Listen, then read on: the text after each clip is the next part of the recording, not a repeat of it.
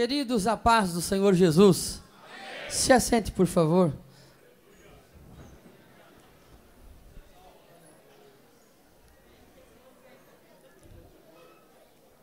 Glórias a Deus, maravilhoso estar aqui com todos os irmãos. Abra sua Bíblia comigo, Jeremias, capítulo 18.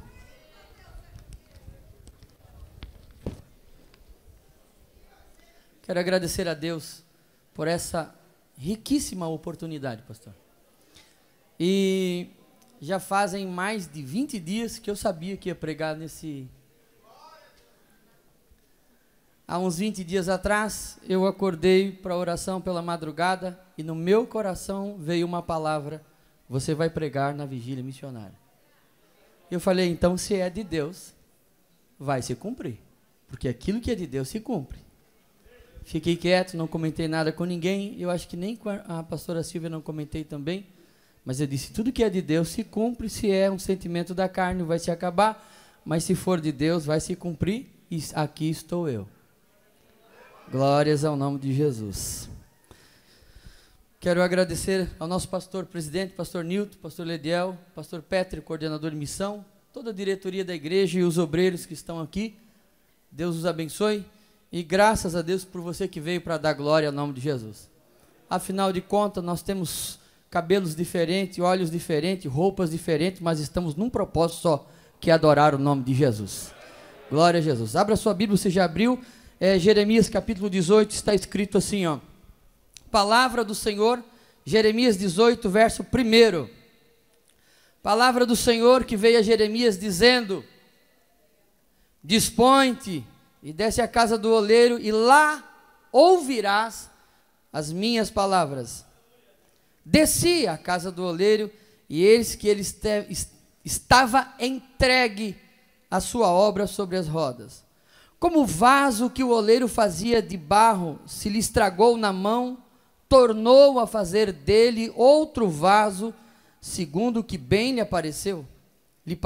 Então veio a mim a palavra do Senhor: não poderei eu fazer de vós como fez este oleiro, ó casa de Israel? Diz o Senhor: eis que como barro na mão do oleiro, assim sois vós na minha mão, ó casa de Israel. Você pode dar glória a Deus pela leitura, irmão? Queridos, o profeta Jeremias, ele viveu num período muito parecido com o nosso. E esse texto, Deus colocou no meu coração. Eu até pensei numa outra mensagem e trouxe ela escrita, porque eu estava na dúvida. Falei, será mesmo, Jesus? O senhor tem certeza que é isso? Mas é bem isso mesmo, não tem outra coisa. E ele vivia num período de uma transição política muito grande, porque eles estavam saindo do domínio dos sírios e estavam migrando para os babilônicos, os neo-babilônicos, os caldeus. E Israel estava bem no meio da trilha, aonde eles guerreavam. Então, de vez em quando, Israel era dominado por uma nação, e outras vezes mudava para o domínio de outra. E o povo de Deus estava no meio daquela batalha. Estava no meio do fogo cruzado. As nações poderosas estavam guerreando, e Israel estava no meio da batalha. E Jeremias nasceu, cresceu e profetizou nesse cenário de incertezas políticas. Até parece que eu estou falando para Jeremias nos nossos dias, porque são exatamente os dias que nós estamos vivendo, períodos de grandes incertezas políticas. Nós nunca tivemos um presidente tão a favor do Evangelho e um tempo tão contra o Evangelho, com tantas leis que proíbem o Evangelho. E Jeremias viveu nesse período, viveu nesse tempo de indecisões políticas, de indecisões de todas as formas, mas o Senhor o chamou ainda muito novo, o Senhor o chamou ainda muito cedo para ser profeta. Ele era filho de sacerdote e, por padrão, o filho do sacerdote seguiria os passos do pai. Mas Deus disse para Jeremias: não, Jeremias, tu não vais ser sacerdote, tu vais ser profeta. Chamou ele quando ele ainda era criança, ele era novo. E ele profetiza por mais de 40 anos, falando, e ele acompanhou desde o princípio da saída do povo de Israel até quando eles foram para o cativeiro. Mas no capítulo 18, no meio desse caos, dessa situação caótica, essa situação política, financeira, totalmente instável, um dia Deus fala com Jeremias. Eu fico pensando que o profeta deve ter imaginado, bom, Deus tem algo para entregar e vai me mandar lá no templo. E Deus diz, Jeremias, eu quero falar com você. O texto diz, veio a palavra do Senhor a Jeremias dizendo, levanta-te e vai na casa do oleiro que eu quero falar contigo. Não é com o povo de Israel, eu quero falar com você. Comigo, Senhor? É para ir aonde mesmo? Na casa do oleiro. Mas o Senhor vai falar comigo na casa do oleiro? Vai lá porque o oleiro vai te ensinar pelo menos 4 grandes lições que você ainda não sabe. Eu? Aprender com o oleiro? Vai lá, porque através do oleiro eu quero te ensinar 4 lições, que depois que tu aprender, tu vai falar para o povo de Israel. E o Jeremias foi. E quando ele chegou lá, só no entrar na casa do oleiro, ele já aprendeu a primeira grande lição desse texto. Que lição é essa, pastor? Deus não despreza os lugares pequenos. É fácil você entender, porque Deus poderia dizer para Jeremias, Jeremias, vai no templo, e lá no templo eu vou falar contigo. E estaria totalmente normal. Deus poderia dizer para Jeremias, Jeremias, vai na praça durante a Páscoa, e quando tiver aquela multidão eu vou falar contigo, mas não. Deus mandou Jeremias para um lugar que ele jamais imaginava que algum dia na vida dele Deus ia falar lá naquele lugar. E eu quero dizer uma coisa séria para você, e Deus fala comigo e fala com você. Sabe qual é o problema? Você sabe por que tem gente que não chega em lugar grande? Porque ignora os lugares pequenos. Existem pastores de mega igreja que nunca foram pastores, porque se negaram a dirigir o departamento que tinha 3 crentes.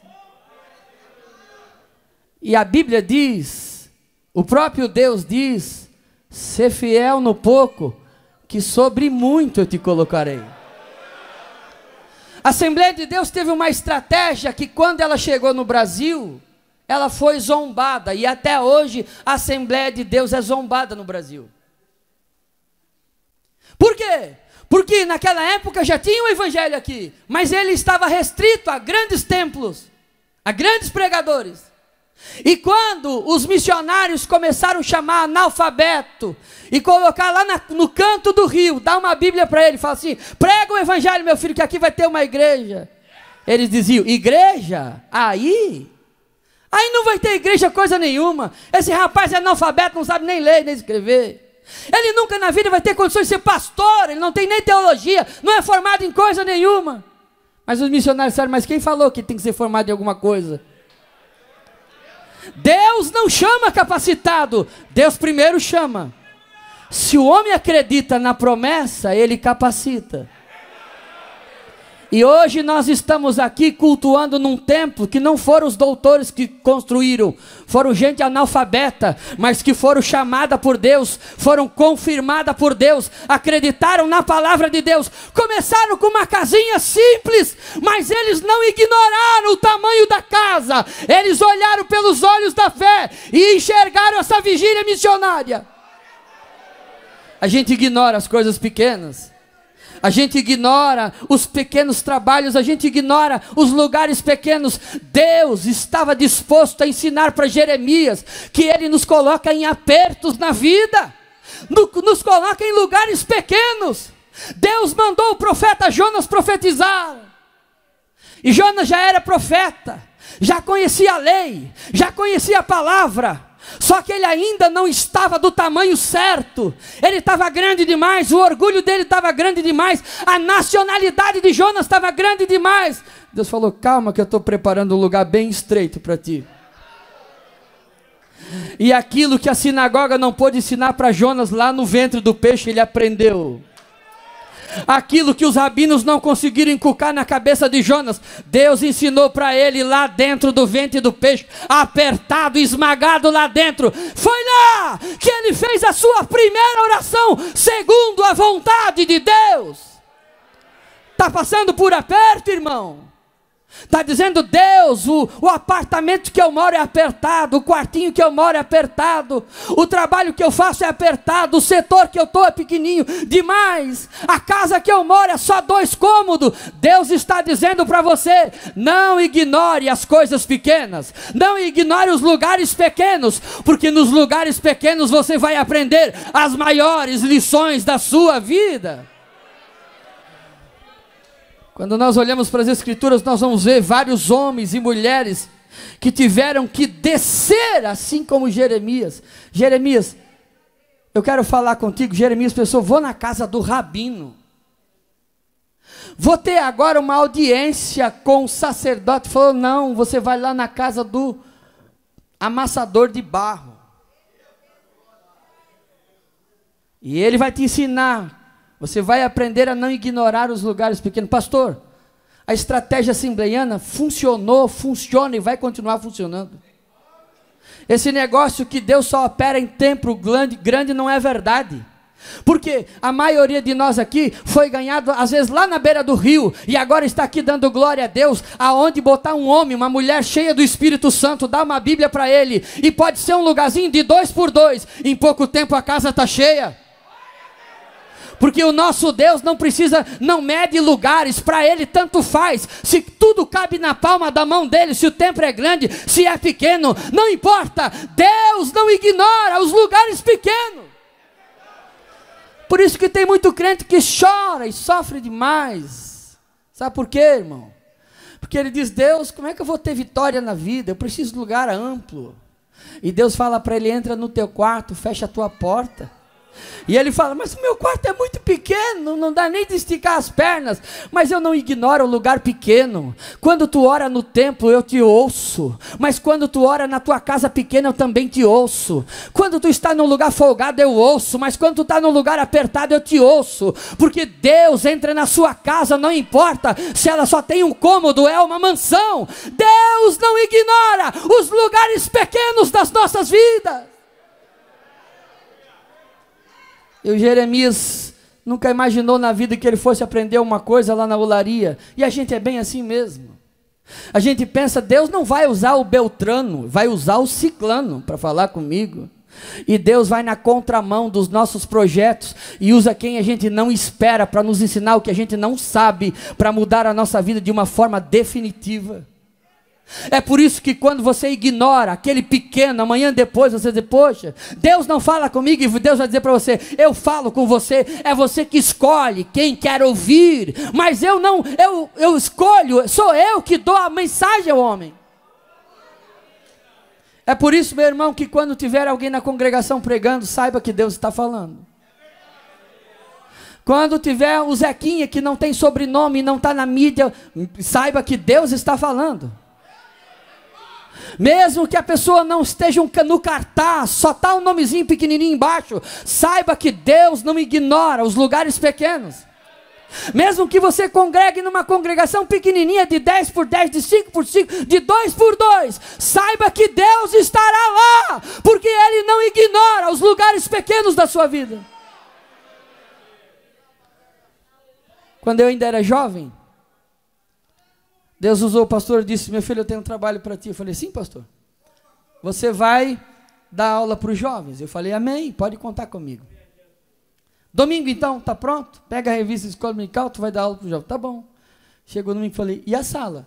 Eles: não tem sala. Tá, mas não tem sala da onde? Na cozinha da igreja.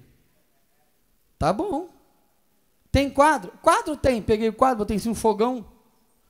3 jovens. Eu falei: ele está falando sério mesmo? É isso mesmo. E comecei a dar aula naquela sala, naquela cozinha. Cheiro de gás, não sei como é que não morremos afogados naquele lugar. E começamos. Eu preparava a lição e ia para lá. No primeiro domingo tinha 3 jovens. No segundo tinha 4. E foi aumentando na cozinha. E foi aumentando. E alguns domingos as lágrimas desciam. Aqueles jovens sentiam Deus naquele lugar. E foi aumentando. E o pastor falou: pois é, meu filho, não cabe mais na cozinha. Eu falei: pois é, pastor, embaixo do templo, o templo era no morro, então ficava aquele barrancão. Eu falei: por que a gente não cava o barranco e faz uma sala lá? Daí ele falou, mas como é que vocês vão passar? Fizemos uma escada, pastor, mas vamos fazer. Cavamos o barranco, fizemos a sala. E naquela sala eu lecionei mais de 10 anos.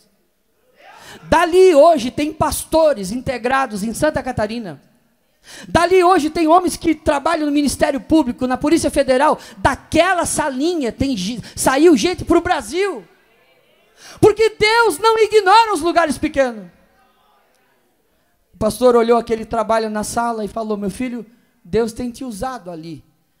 Vamos fazer o seguinte, agora tu vai dar aula para os adultos. Tu veio? Eu falei, claro, pastor. Fui lecionar para os adultos e Deus começou a abençoar grandemente. O pastor presidente, na época, o pastor Nelson falou, meu filho, vem aqui na sede, eu quero falar contigo. Eu estou sabendo que a escola dominical lá no Stephen está maior do que a nossa na sede. Vem trabalhar comigo na sede, vem dirigir a escola. Eu fui para lecionar na escola. Fui todo animado, falei, meu Jesus, vou dar aula na escola teológica. Fui empolgado, a pastora Silvia com uma caixinha, fomos lá, chegamos lá. Só que aqui, meu filho, ó, tinha uma sala assim que não estava acabada, estava cheio daquela madeira de caixaria.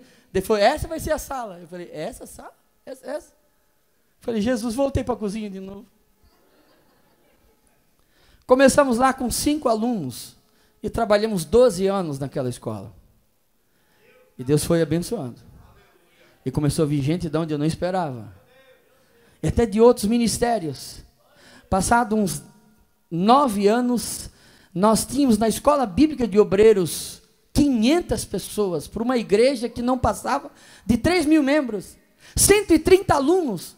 E foi nessa oportunidade que eu convidei o pastor Lediel para lecionar lá numa escola bíblica e convidei o pastor Nilton. E eles ficaram conhecendo o meu trabalho e hoje eu estou aqui.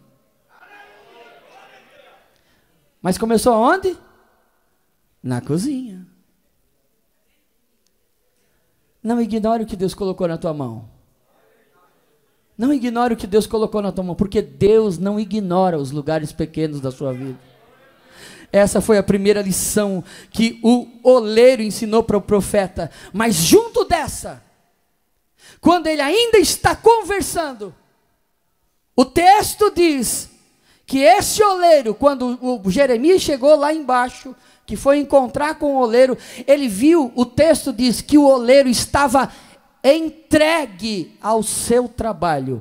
E aí eu aprendo com esse oleiro a segunda lição: Deus não ignora os pequenos esforços. Olha só, naquela cidade tinha sacerdote, naquela cidade tinha o que você imaginar de trabalhos. Mas naquela cidade tinha um homem que era oleiro, que ninguém talvez não conhecesse. Só conhecia o produto da mão dele, mas quem ele era ninguém queria saber. Esse homem talvez não tivesse um distintivo, um canudo, não tivesse uma posição hierárquica, não tivesse uma posição na sociedade. Ninguém conhecia ele, mas Deus o conhecia. E por que Deus o conhecia? Porque ele fazia como ninguém fazia.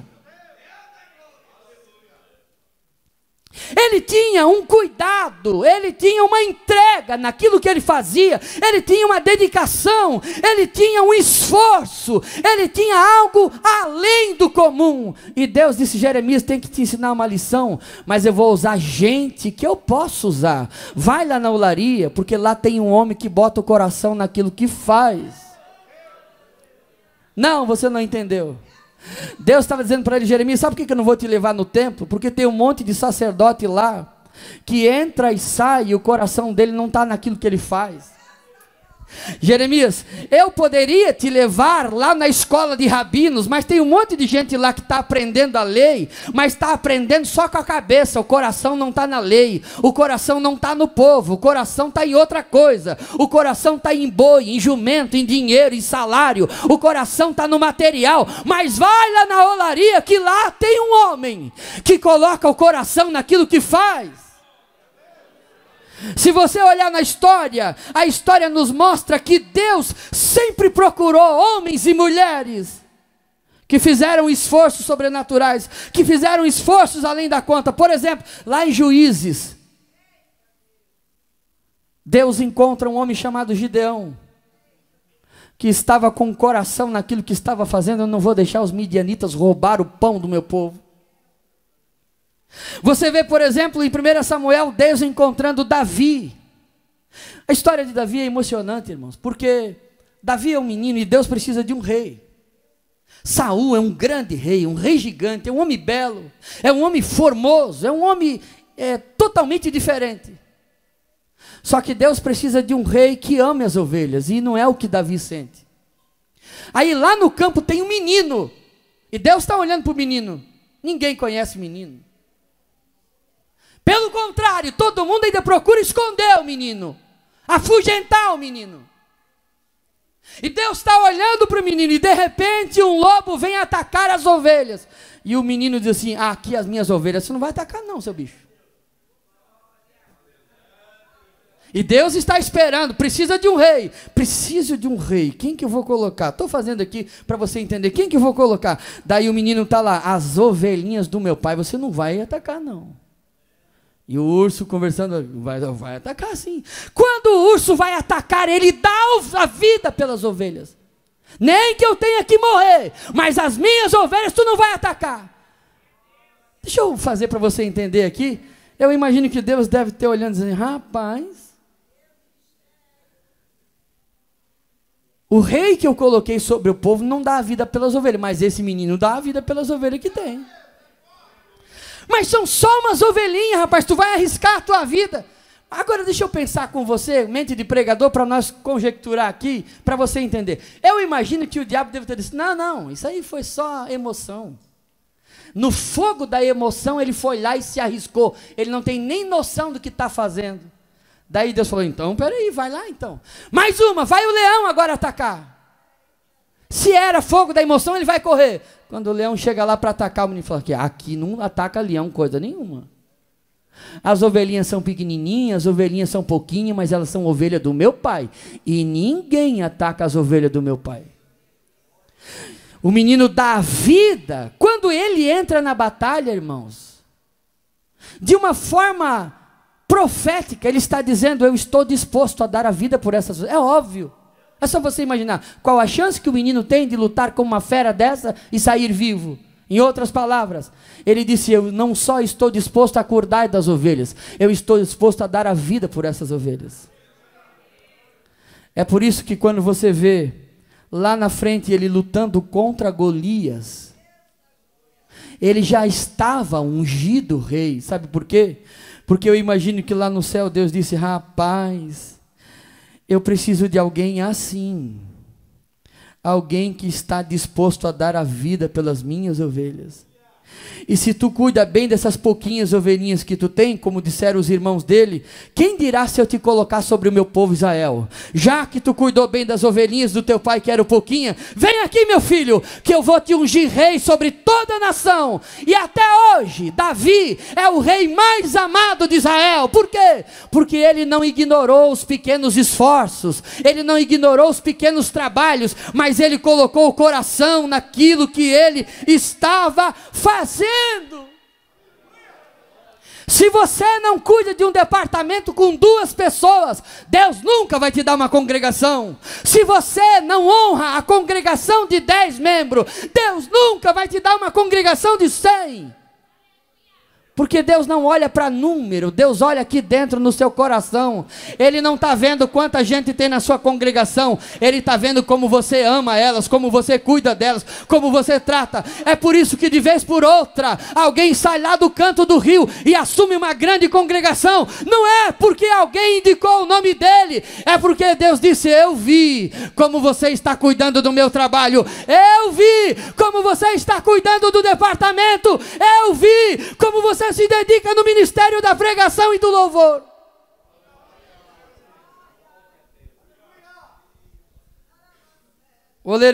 Deus estava ensinando através do oleiro que Ele não despreza as pequenas coisas.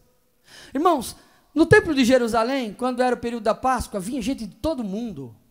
Aquela cidade pequena recebia 250 mil pessoas. Era uma loucura. Vinha reis, vinha gente rica. E no gasofilácio eles jogavam as moedas de ouro, aquilo de metal, aquilo dava um barulho que ecoava no templo. Então você dava oferta e todo mundo mais ou menos pelo barulho sabia quanto de oferta você deu. Esse deu muito, hein? Olha o barulhão que deu. E as pessoas não estavam preocupadas com que só se jogava aquela... Não, quero saber aqueles do barulhão. Só que um dia Jesus estava no templo, e como a visão de Deus é diferente da visão do homem, porque Deus valoriza as coisas pequenas, todo mundo conversando, uma viúva foi lá e deu a moedinha. Plim! Ninguém nem deu bola, ninguém ouviu. Mas a audição de Jesus, na hora ele ouviu. Vocês ouviram? Não, não vi nada não. Vocês não ouviram? Não, eu não vi nada. Vocês não ouviram o barulho da moeda da mulher? Ninguém ouviu, Senhor. Está todo mundo conversando, uma moedinha não faz barulho. Não. É porque Deus não ignora as coisas pequenas, as ofertas pequenas, mas que você faz de coração. Na hora, a oferta daquela viúva, ela chamou a atenção de Jesus, e Jesus falou: eita, oferta grande. Não, mas ela não deu uma oferta grande, ela só deu uns centavos. Não dava nem R$1. Não. A oferta que ela deu foi muito grande. Sabe por quê? Porque ela não deu o que ela tinha de sobra, ela deu tudo, ela deu de coração. Ela fez um pequeno ato, mas o coração inteiro dela estava dentro daquele ato. E eu quero dizer para você, que quando você se esforça além da conta, que quando você paga o ônibus, quando você paga o Uber, quando você tira do bolso para fazer a obra, quando você tira do bolso para fazer, para ajudar, ninguém está vendo e nem vai ver, e nem queira que as pessoas vejam, mas existe um Deus aqui no nosso meio, que estava lá naquela olaria, que está dizendo para mim e para você: o homem não vê o que você faz, e ele até acha que é pequeno, mas eu tenho visto o quanto ele é importante para você, o quanto você leva a sério aquilo que está fazendo.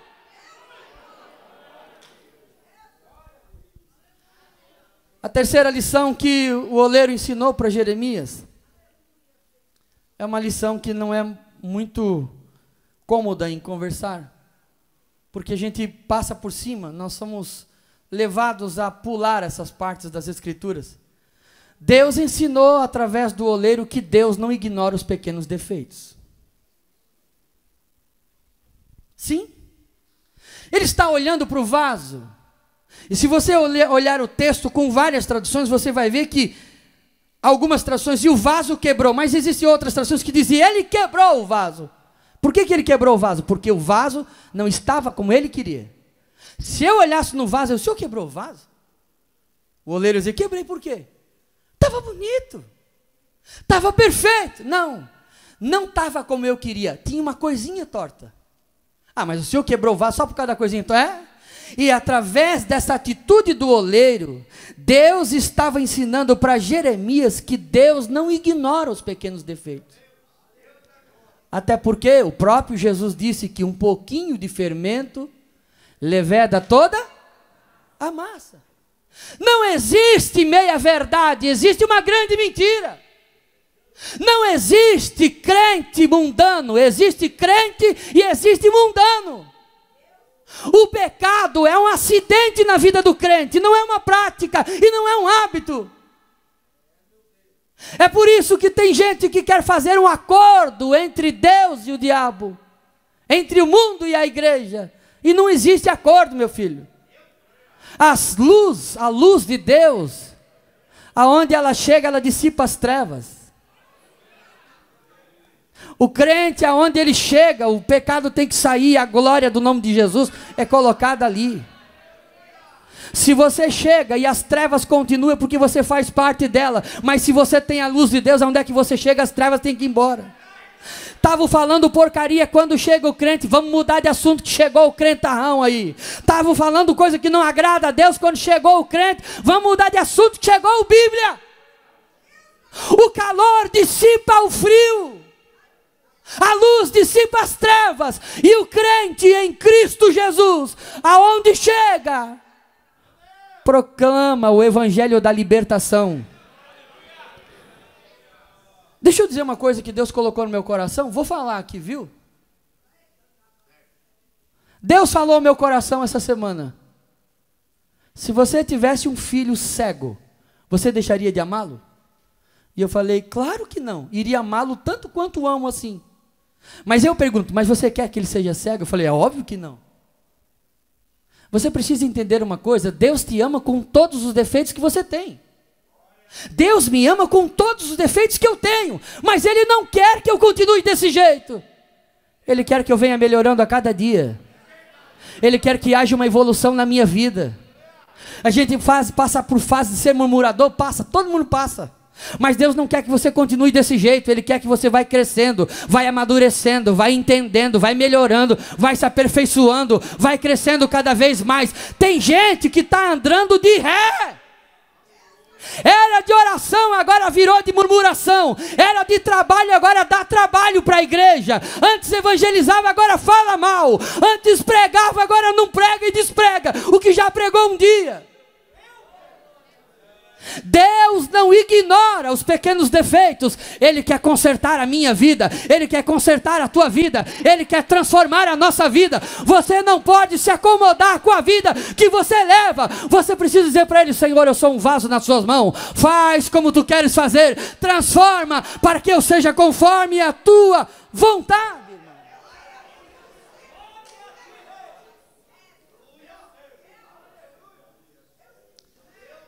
Você vai conversar com alguém: pastor, eu sou assim.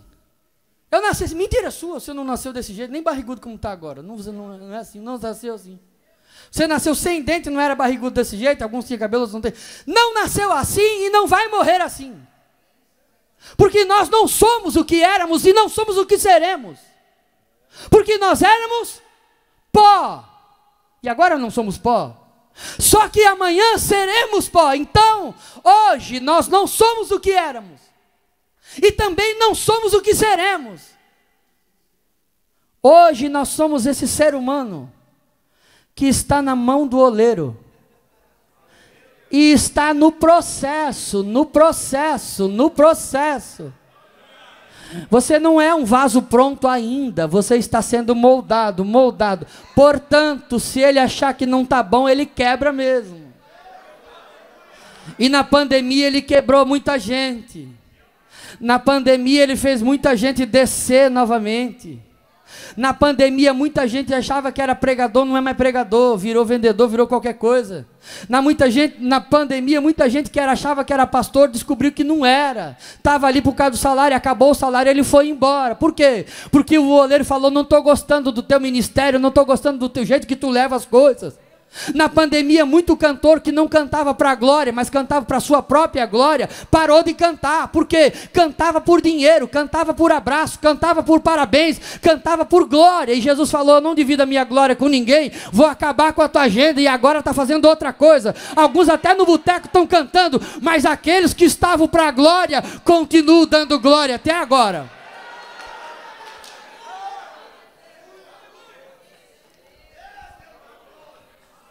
Pensa num oleiro inteligente.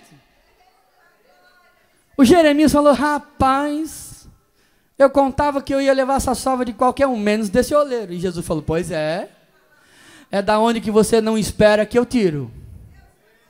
É quem você não imagina que eu uso. E até hoje ele está fazendo assim, usando gente que a gente não imagina. A gente pensa que o fulano que é nosso amigo vai nos dar um abraço na hora da dificuldade, ele bate assim, ó, não está nem aí. Aí Deus usa aquele que você nunca olhou para ele, nunca cumprimentou ele, nunca deu um abraço nele, nunca perguntou se ele está bem.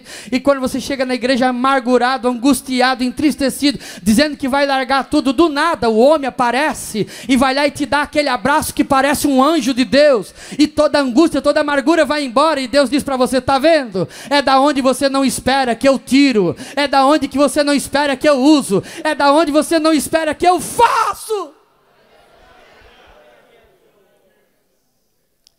Eu termino dizendo a você que a quarta lição que Deus ensinou para Jeremias através do oleiro é uma lição que precisa ficar gravada no meu e no seu coração. Que lição é essa, pastor? Deus não despreza os pequenos recomeços. O texto diz que o vaso, ele quebrou o vaso, só que também diz que ele iniciou novamente um novo processo. Porque o que é a depressão, pastor? A depressão é quando eu encerro a minha vida na quebra do vaso e eu não acredito mais que Deus ainda tem alguma coisa para fazer.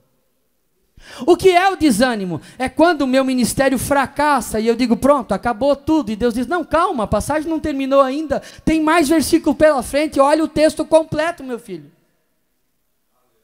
O que é a amargura, o que é o desespero, o que é a falta de fé? É quando você olha para a dificuldade e falou, pronto, acabou tudo. O meu ministério não tem mais jeito. A minha família não tem mais jeito. A minha vida não tem mais jeito. O meu trabalho não tem mais jeito. A minha carreira não tem mais jeito. A minha vida com Deus não tem mais jeito. Só que Deus, Ele não despreza os pequenos recomeços da vida. Alguém já disse assim, ó, não adianta fazer aquele propósito de ler a Bíblia em dezembro e parar em março, pois eu não concordo com isso. Porque quem faz o propósito de ler a Bíblia em dezembro e leu em março, e lê até março, pelo menos leu a Bíblia 3 meses. E aqueles que nunca leram a Bíblia? Aqueles que assumem o compromisso de ofertar todo mês e oferta 4 e para, eles tentaram recomeçar, e Deus não falou assim para eles, nem vou te abençoar, que eu sei que você não vai cumprir mesmo, não. Deus estende a mão sobre ele e fala, vou te abençoar, rapaz, pode ofertar que eu vou te abençoar. E ele começa a ofertar, e o diabo fala assim, eu nem sei porque que o senhor vai abençoar, ele nem vai continuar, e Deus diz assim, ó, eu não ignoro os pequenos recomeços, deixa ele começar. Talvez ele não vai até o final, ele vai até uma parte e para de novo, mas daí eu falo com ele de novo, ele começa de novo, eu falo com ele, ele começa de novo, e de recomeço em recomeço ele vai ficando. E gente que já era para estar morta e desviada há 30 anos atrás, está aqui dando glória a Deus ainda, sabe por quê? Porque recomeçou e caiu. E todo mundo falou, caiu de novo? Meu Deus! E Deus falou, não, começa de volta. Vai de novo. E ele falou, Deus, mas ninguém acredita mais em mim, mas eu acredito, pode começar de volta. E ele começou de novo no processo, tá bom, então agora eu vou cuidar da minha esposa, vou cuidar do meu casamento, vou me dedicar na igreja, vou ficar firme. E ele começou, e veio para o culto, 5 de oração, estava no culto de doutrina, não perdia, e foi, e a bateria foi acabando, e 6 meses depois, 8 meses depois, estava dizendo, pois é, pastor, pastor, estou mal demais. E todo mundo dizendo, tá vendo, não adianta investir nele, esse rapaz é um caso perdido. Ele falou, não, peraí, leva um pregador, vem o pastor, vem o profeta e diz, levanta, rapaz. E ele diz, não adianta, eu já caí tantas vezes. Deus não ignora os pequenos recomeços, e vai dando esperança, de repente uma palavra entra no coração, e ele pula de novo e diz, tá bom, lá vai eu. E já faz 30 anos que ele está batalhando de começo em começo, que ele está batalhando de queda, que ele está batalhando a cada momento, mas ele continua firme no Senhor. Eu quero dizer para você uma coisa que a gente não, nem acredita, mas se nós estivéssemos vivendo agora nos dias de Jesus, eu e você teríamos uma grande chance de fazer parte dos discípulos de Jesus direto. Se não tivesse o Pedro, Jesus podia escolher qualquer um e colocava, e estava tudo certo, ninguém nem ia notar a falta do Pedro. A Bíblia diz que o Pedro era igualzinho eu e você. Tinha hora que ele estava empolgado, queria dar um soco na cabeça do diabo, mas tinha dia que ele já queria abandonar Jesus, até prender Jesus. O tempo passou, os barcos mudaram, o carro mudou, tudo mudou, mas os Pedro continuam aí no meio, aí, ó, igualzinho. Tem dia que está crente, pastor, o senhor não tem nada para mim fazer, pastor, dá um serviço para mim. No outro dia ele está falando, pastor, o senhor também está de marcação comigo, hein? Os Pedro continuam vivos aí, ó, os discípulos do Pedro. E quando o Pedro, porque outro dia eu falei para um rapaz, não sei o que está acontecendo contigo. Eu não sei se tu sabe, mas o Pedro pecou mais do que o Judas. Porque o Judas não era amigo íntimo de Jesus, mas o Pedro era. E qual que dói mais? Uma palavra de uma pessoa que já é afastado sua, ou de um amigo íntimo, a traição de um amigo íntimo. Pedro fazia parte do ciclo íntimo de Jesus. Se você fosse analisar, teria doído muito mais o abandono de Pedro. Pedro amaldiçoou. A palavra de Pedro doeu muito mais, o pecado de Pedro doeu muito mais do que de Judas. Só tem uma diferença. Não foi a corda que enforcou Judas, foi o orgulho. O Judas falou, eu ir lá me humilhar? Nunca, eu vou dar jeito em mim mesmo. Só que o Pedrão falou assim, não. Ele não ignora os pequenos recomeços da vida, eu vou lá tentar de novo. E quando Jesus estava indo para o norte, para Galiléia, falou assim, fala para os discípulos aí que eu vou me encontrar com eles lá na Galiléia. E não esquece de avisar o Pedro. O Pedro já voltou para o barco. O Pedro não quer mais saber do Senhor. Quando alguém falou, Pedro, Jesus falou que está indo para Galiléia para encontrar todo mundo lá. Ele quer que você esteja lá. Quer que você esteja lá. Eu não sei porquê. O Pedro deve ter pensado, rapaz, ele vai puxar minha orelha. Ele já ficou imaginando a bronca que ele ia ganhar de Jesus, até levou mesmo. Só que ele falou assim, mas eu vou. Porque ele não ignora os nossos recomeços. Ele não despreza, e ele foi. E não deu outra. Quando ele chegou na Galiléia, lá no norte do país, quando ele chegou e encontrou com Jesus, era como se Jesus dissesse para ele, Pedro, você errou, você caiu, você falhou, mas uma vez que você está aqui, eu estou pronto a te erguer novamente. E Deus colocou uma palavra no meu coração para alguém que está aqui nesse lugar. Você diz, pastor, o senhor está falando isso, que o senhor não conhece o meu estado, eu estou destruído, eu estou acabado, meu ministério está derrotado. O Senhor não conhece o tamanho do meu problema. De fato eu não conheço, mas Ele diz assim, ainda que os seus pecados sejam vermelhos como a escarlate, eu te purificarei, diz o Senhor. Não, você diz, não pastor, o senhor não sabe. O senhor está falando isso na emoção. Não, eu estou falando pelo Espírito de Deus. Você está dizendo, pastor, eu estou arrasado, eu sou um vaso destruído pelo diabo, a minha família está destruída, o meu casamento está destruído, eu perdi a minha profissão, eu estou nas drogas, eu estou arruinado, eu não tenho mais chance. E eu estou dizendo para você, e quero falar para você que nesta noite, Deus está dizendo para você, esse recomeço na sua vida não é desprezado no céu. Se você consegue acreditar, Ele consegue fazer. Porque no fundo, não importa se nós estamos em pé ou caídos. A verdade é que todos nós estamos na mão do oleiro. Porque no fundo não faz diferença se o barro está perfeitamente no formato de um vaso, ou é só uma bola de barro na mão do oleiro. Somos todos iguais, barro na mão do oleiro. E uma vez que você está na mão do oleiro, saiba que ele faz como ele quer. Você só precisa nessa noite se entregar na mão dele.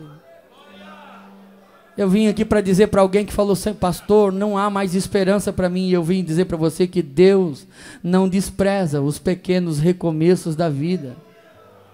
Eu vim aqui para dizer para alguém, pastor, eu perdi o ministério, eu perdi a família. Eu quero dizer para você que Deus tem o poder de restaurar a família. Deus tem o poder de restaurar ministério. Deus tem o poder de restaurar a saúde. Deus tem o poder de restaurar a carreira.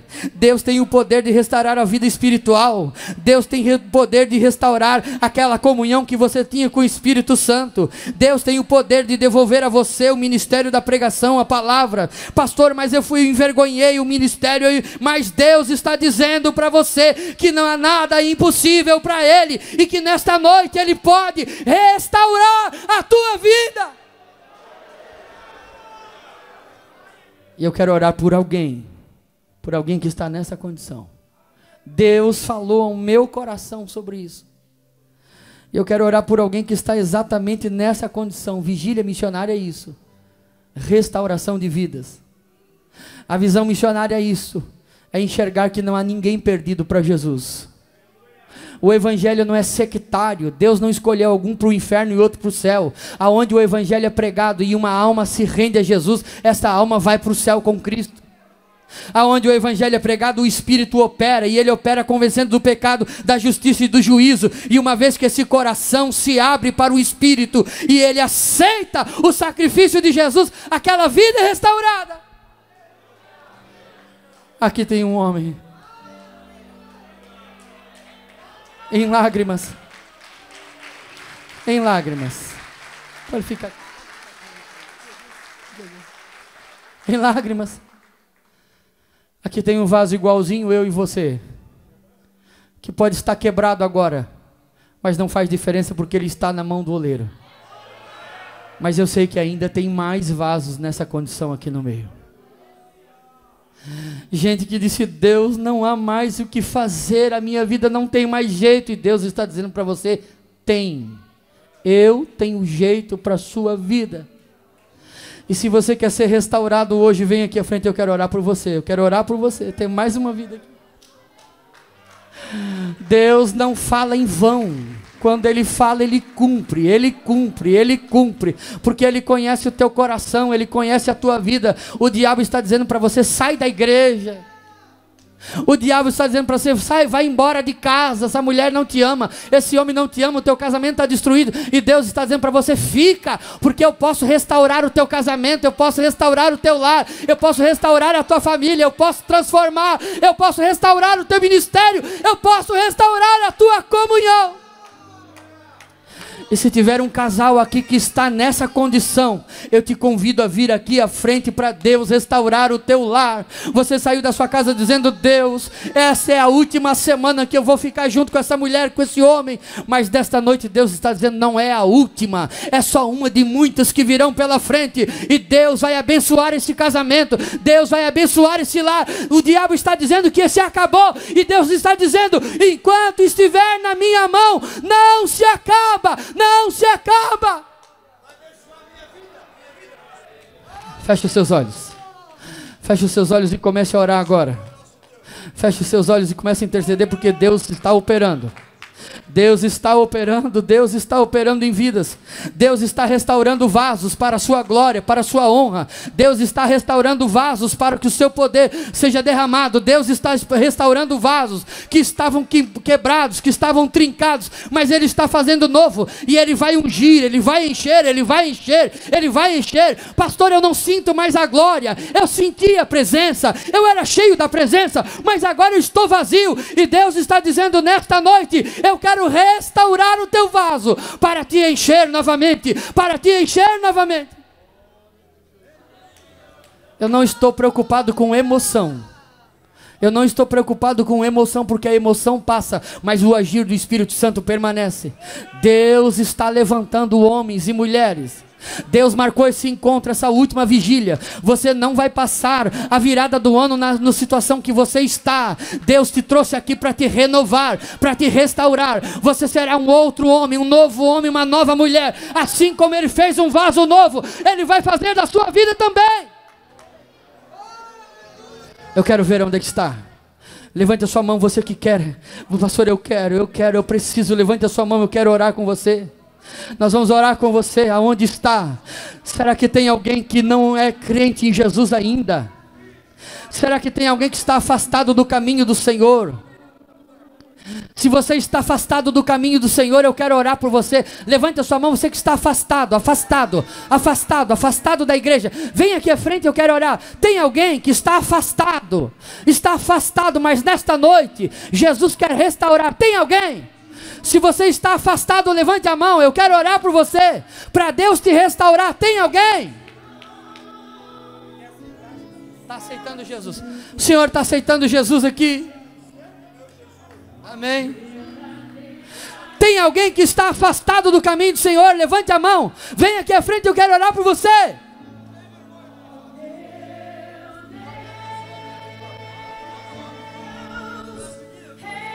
Viva a tua igreja de novo, faz a chama arder nesse povo, como foram os primeiros cristãos. Cante! Ó meu Deus, reaviva a tua igreja de novo, faz a chama arder nesse povo, começando em meu coração. Senhor Jesus. Oh, Senhor, tem mais alguém, Jesus? Tem mais alguém que precisa sair daqui, um vaso novo? Tem mais alguém que precisa sair daqui, um vaso novo, Jesus? Tem mais alguém que precisa sair daqui, um vaso novo? Um vaso novo, um vaso novo. Teu servo vai orar agora. Teu servo vai orar agora, Senhor. E essa vida vai ser tocada por Ti. Aleluia.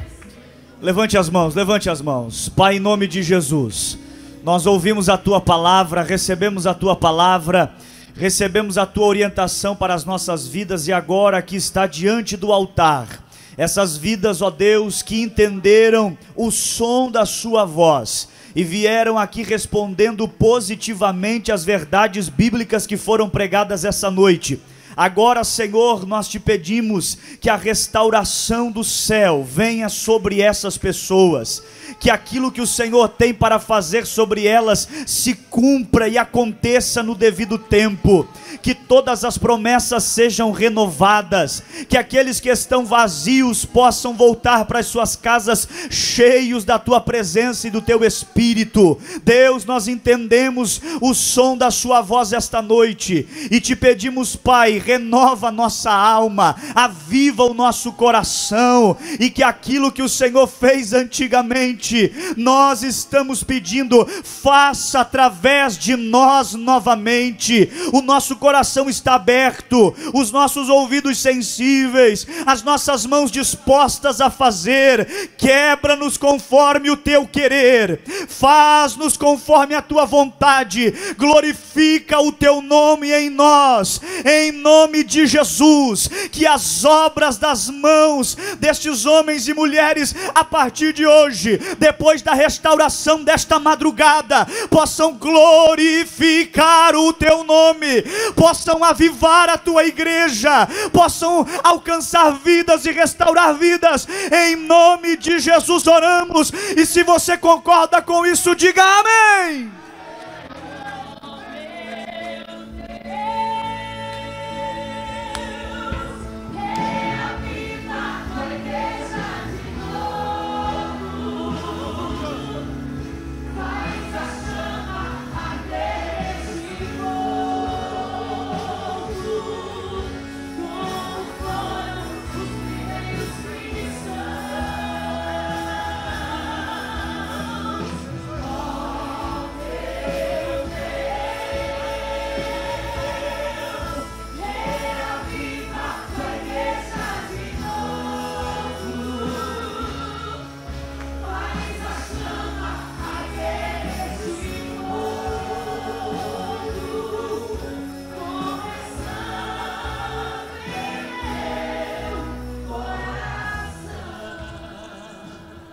Oh, aleluia! Você pode aplaudir o nome do Senhor por essa palavra.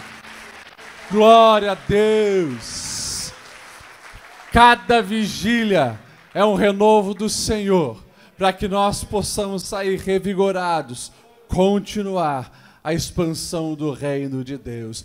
Deus está se movendo no mundo, e não queira você ficar fora do que o Senhor está fazendo no mundo e na nossa cidade. Amém? Nós vamos finalizar a nossa vigília. Aqui ao lado, você descendo aqui, tem uma cantina. A cantina você vai estar abençoando o CTV, nosso Centro Terapêutico Vida, resgatando pessoas. Amém? Feche seus olhos, vamos orar. Obrigado, Senhor, pelo momento que tivemos na Tua presença. Obrigado pelo renovo, pelos louvores, pela palavra. Que privilégio temos nós em Te servir, Senhor. Conte conosco, usa-nos poderosamente, é o que pedimos em nome de Jesus.